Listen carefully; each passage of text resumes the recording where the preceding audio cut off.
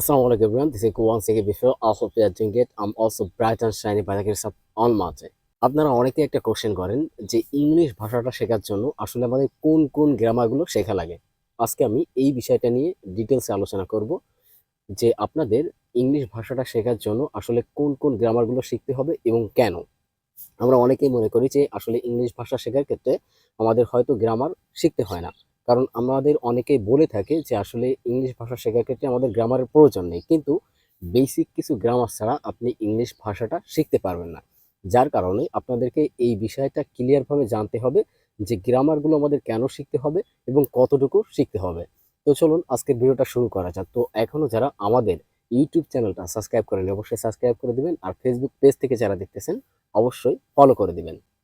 তো এখন আমরা মূল টপিকসে প্রবেশ করি যে আমাদের ইংলিশ ভাষাটা শেখার ক্ষেত্রে কোন কোন গ্রামারগুলো শিখতে হবে। প্রথমে যদি আমি বলি তাহলে আপনাকে শিখতে হবে টেন্স। টেন্স কেন শিখতে হবে? কারণ আমরা যে কথাবার্তাগুলো বলি এইগুলো আমরা সময়ের উপর বেস করে বলি। অর্থাৎ আমরা প্রতিদিন যে কথাবার্তাগুলো বলি এই সকল কথাবার্তাগুলো আমরা সময়ের উপর ভিত্তি করে বলি। আমরা এখানে ৩টা সময়ের উপর ভিত্তি করে আমাদের প্রতিদিনের কথাবার্তা বলে থাকি। যেমন অতীতের কথা এবং বর্তমানের কথা এবং ভবিষ্যতের কথা। অর্থাৎ ১ নম্বরে হচ্ছে আমরা অতীতকে বলতে চাই, দ্বিতীয় হচ্ছে আমাদের বর্তমানের কথা বলা পড়ে এবং তৃতীয় হচ্ছে আমাদের ভবিষ্যতের কথা বলতে হয়। তাহলে এই যে ৩টা সময়ের উপর আমরা বেস করে যত কথা বলি এইগুলোকে আসলে টেন্স বলে এবং এই টেন্স আমাদের এই কারণেই শিখতে হবে। তো তাহলে আমরা বুঝতে পারলাম যে টেন্স কেন শিখতে হবে। দ্বিতীয় হচ্ছে দেখেন আমাদের মডাল শিখতে হবে, অর্থাৎ মডাল ভার্ব যেগুলো আছে না এটার ডিটেল ইউজটা আমাদের শিখতে হবে। কেন শিখতে হবে? কারণ আমাদের অনেক কথাবার্তা আছে যেগুলো আমরা টেন্স দিয়ে প্রকাশ করতে পারি না, তখন আমাদের মডালসের ইউজ করতে হয়। ঠিক আছে, এই জন্য আমাদের মডাল ভার্বগুলো শিখতে হবে। তো তাহলে আমাদের 2টা টপিকস ছিল, প্রথমে আমাদের টেন্স শিখতে হবে, দ্বিতীয় হচ্ছে আমাদের মডাল ভার্বগুলো শিখতে হবে। তৃতীয় আসেন দেখেন এই মডাল এবং টেন্স যখন শেখা হয়ে যাবে, অর্থাৎ আমরা যখন সেন্টেন্স মেক করতে যাব তখন এর উপর ভিত্তি করে আমাদের আরও অনেক গ্রামার শিখতে হয়। যেমন আমি যদি একটা সেন্টেন্স বলি আই ইট রাইস, আমি ভাত খাই। ঠিক আছে, এই যে আই ইট রাইস এখানে 3টা ওয়ার্ড আমরা ব্যবহার করেছি। আই একটা ওয়ার্ড, ইট একটা ওয়ার্ড, তারপরে হচ্ছে রাইস একটা ওয়ার্ড। ঠিক আছে, এইটার পজিশন অনুযায়ী আলাদা আলাদা নাম আছে এবং এইটা দ্বারা আমরা একটা সেন্টেন্স মেক করেছি। ঠিক আছে, তো এই সেন্টেন্সের যে বিষয়গুলো আমরা ব্যবহার করলাম এই বিষয়গুলো যদি আমরা না জানি তাহলে কিন্তু আমরা সেন্টেন্সটা গঠন করতে পারবো না। তো প্রথমে আমরা ব্যবহার করছি আই, এই আইটা হচ্ছে সাবজেক্ট। ঠিক আছে, এই সাবজেক্ট কি এটা আমাদের জানতে হবে। তারপরে দেখেন ইট, ইটটা হচ্ছে ভার্ব, এই ভার্বটি আমাদের জানতে হবে। তারপরে দেখেন রাইস, রাইস কি? রাইস হচ্ছে অবজেক্ট। তো তাহলে এই যে অবজেক্ট, অবজেক্ট সম্পর্কেও আমাদের জানতে হবে।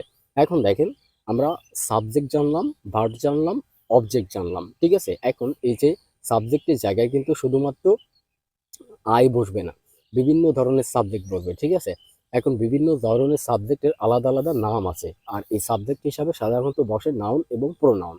তাহলে সাবজেক্টের জায়গায় বসতেছে আমাদের নাউন এবং প্রোনাউন। এই নাউন এবং প্রোনাউন সম্পর্কে আমাদের অবশ্যই জানতে হবে। এরপরে ইট, ইটটা হচ্ছে ভার্ব, এই ভার্বের বিভিন্ন প্রকার আছে, এইগুলো সম্পর্কে আমাদের জানতে হবে। তারপরে হচ্ছে রাইস, রাইসটা হচ্ছে এখানে নাউন, আবার একই সাথে এটা হচ্ছে এখানে অবজেক্ট।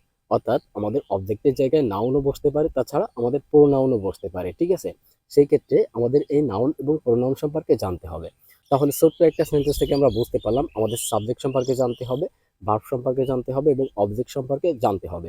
একই সাথে এই সাবজেক্টের জায়গায় যারা বসে তাদেরকে আমাদের জানতে হবে এবং অবজেক্টের জায়গায় আমাদের যারা বসে তাদেরকেও জানতে হবে। ঠিক আছে, তো এই মিলে আমরা কিন্তু মোটামুটি বেসিক কিছু গ্রামার সম্পর্কে জেনে ফেললাম। এখন এইটা ছিল আমাদের ছোট্ট একটা সেন্টেন্স, এখানে আমরা 3টা ওয়ার্ড ব্যবহার করে একটা সেন্টেন্স গঠন করেছি। যখন আমরা বড় বড় সেন্টেন্স গঠন করতে যাব, অর্থাৎ এই সেন্টেন্সটাকে যখন আমরা একটু বড় করতে যাব তখন কিন্তু আমাদের আরও কিছু গ্রামার শিখতে হবে। যেমন দেখেন অ্যাডভার্ব, তারপরে হচ্ছে অ্যাডজেক্টিভ। ঠিক আছে, এগুলো আমাদের জানতে হবে। তাছাড়া দেখেন আমরা যদি শুদ্ধভাবে ইংলিশে কথা বলতে চাই তাহলে আমাদের আর্টিকেল সম্পর্কে জানতে হবে, প্রাপোজিশন সম্পর্কে জানতে হবে। ঠিক আছে, এইগুলো আমাদের অবশ্যই জানতে হবে। এর সাথে আরও একটা বিষয় জানতে হবে, সেটা হচ্ছে দেখেন নাম্বার অ্যান্ড পার্সন। কারণ এইটা ছাড়া আপনি শুদ্ধভাবে ইংলিশে কথা বলতে পারবেন না, এই জন্য আপনাকে নাম্বার অ্যান্ড পার্সনও জানতে হবে। তাছাড়া যদি আমরা একটা সেন্টেন্সকে একটু লম্বা করে বলতে চাই বা বড় করতে চাই সেই ক্ষেত্রে আমাদের কানেক্টর সম্পর্কে জানতে হবে, অর্থাৎ কানেক্টরের ইউজগুলো জানতে হবে। তো এই মিলে দেখেন আমি যে টপিকসগুলো আপনাদেরকে বলেছি এই বিষয়গুলো আমাদের অবশ্যই জানতে হবে। ঠিক আছে? কেন জানতে হবে? কারণ আমরা একটা সেন্টেন্সে এইগুলো ব্যবহার করি। অর্থাৎ আমরা কথা বলার সময় একটা সেন্টেন্সে এই শব্দগুলো সবসময় ব্যবহার করি। এইজন্য আমাদের এই গ্রামারগুলো জানতে হবে। তাহলে আমরা ১ম থেকে একটু জেনে নিই যে আসলে আমাদের কোন গ্রামারগুলো শিখতে হবে। ১ম এ আসেন টেন্স, তারপরে হচ্ছে মডালস, তারপরে হচ্ছে সাবজেক্ট, ভার্ব, অবজেক্ট। এই সাবজেক্ট এবং অবজেক্টের জায়গায় বসে নাউন এবং প্রোনাউন। এগুলো সম্পর্কে জানতে হবে আর ভার্ব সম্পর্কে জানতে হবে। তারপরে আমাদের জানতে হবে অ্যাডভার্ব, অ্যাডজেক্টিভ, আর্টিকেল, প্রিপোজিশন এবং আমাদের কানেক্টর সম্পর্কে জানতে হবে। এই বিষয়গুলো যদি আমরা কভার করতে পারি তাহলে আমরা ইংলিশে খুব অল্প দিনে শুদ্ধভাবে কথা বলতে পারবো। তো আশা করি বুঝতে পেরেছেন যে যাদের মনে কোশ্চেন ছিল যে ইংলিশ ভাষাটা শেখার ক্ষেত্রে আমাদের কোন গ্রামারগুলো শেখা লাগবে এবং কেন শেখা লাগবে, এই বিষয়গুলো আপনারা ক্লিয়ারভাবে বুঝতে পেরেছেন। আপনারা যদি এই বিষয়গুলো ১ মাস রুটিন করে শেখেন তাহলে আমি মনে করি আপনারা ১ মাসে এই বিষয়গুলো খুব সহজে শিখে ফেলতে পারবেন। সো আজকের ভিডিওটা হচ্ছে এতটুকুই। যদি ভিডিওটা ভালো লাগে অবশ্যই লাইক, কমেন্ট এবং শেয়ার করবেন। আমাদের ফেসবুক পেজ থেকে দেখলে অবশ্যই ফলো করে দিবেন। ইউটিউব চ্যানেল থেকে দেখলে ডেফিনিটলি সাবস্ক্রাইব করবেন। So that's all today. আসসালামু আলাইকুম।